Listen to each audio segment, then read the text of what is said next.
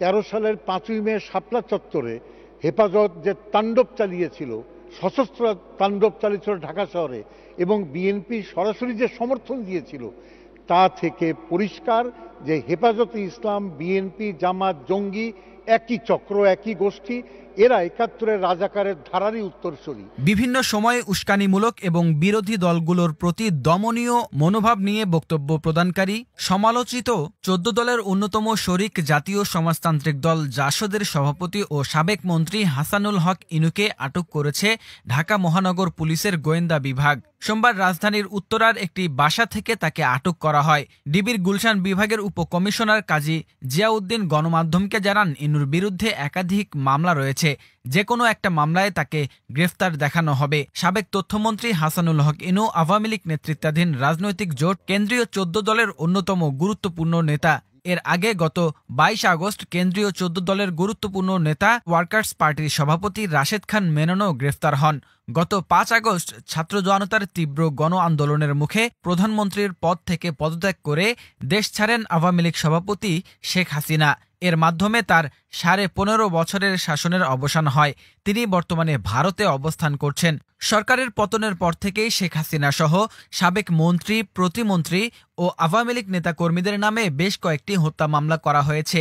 ১৪ দল নেতা রাশেদ খান মেনন ও জাতীয় সমাজতান্ত্রিক দলের সভাপতি হাসানুল হক ইনুর নামেও হত্যা মামলা হয়েছে। আন্তর্জাতিক অপরাধ ট্রাইব্যুনালেও সাবেক প্রধানমন্ত্রী শেখ হাসিনা ও তার মন্ত্রিসভা সদস্যদের নামে গণহত্যার অভিযোগ করা হয়েছে। এসব মামলায় এরই মধ্যে গ্রেফতার হয়েছেন ক্ষমতাচ্যুত সরকারের বেশ কয়েকজন মন্ত্রী, প্রতিমন্ত্রী। এর মধ্যে রয়েছেন আওয়ামী লীগের যুগ্ম সাধারণ সম্পাদক ও সাবেক সমাজ কল্যাণ মন্ত্রী দীপু মনি, সাবেক আইনমন্ত্রী আনিসুল হক, সাবেক প্রধানমন্ত্রীর উপদেষ্টা সালমান এফ রহমান, সাবেক পাটমন্ত্রী গোলাম দস্তগীর গাজী, সাবেক ডেপুটি স্পিকার শামসুল হক টুকু এবং সাবেক প্রতিমন্ত্রী জুনাইদ আহমেদ পলক এবং সাবেক উপমন্ত্রী আরিফ খান সহ অনেকেই। সর্বশেষ এই তালিকায় এলেন জাতীয় সমাজতান্ত্রিক দলের সভাপতি হাসানুল হক ইনু।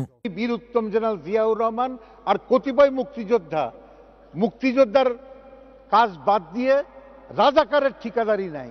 সেই রাজাকারের ঠিকাদারির দল বিএনপি।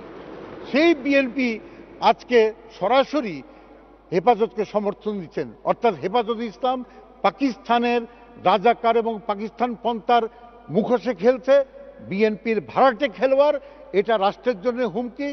আমি মনে করি এটাকে শক্তভাবে দমন করা ছাড়া আর কোনো পথ নাই। এইখানে ছাড় দেওয়া উচিত না। মনে রাখবেন, দুধ কলা দিয়ে গোখরো সাপ পুষতে নাই। গোখরো সাপ কিন্তু দিনের শেষে যে পুষবে তাকেই ছোবল মারবে।